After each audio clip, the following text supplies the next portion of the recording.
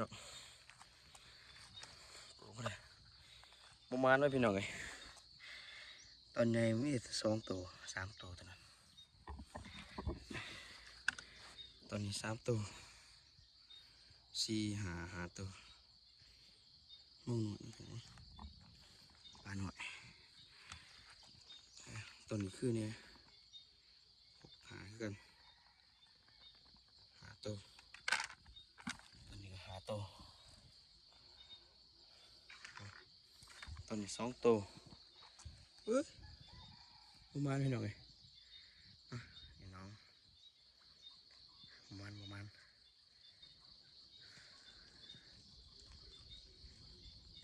เดี๋ยวไม่หิบนึงพี่น้องเลยปิ่งปั่นเสานี่กับตำบักทั่วเข้ากันอยู่เนาะไปกลับบ้านพี่น้องเจอกันคลิปต่อไปพี่น้องบาย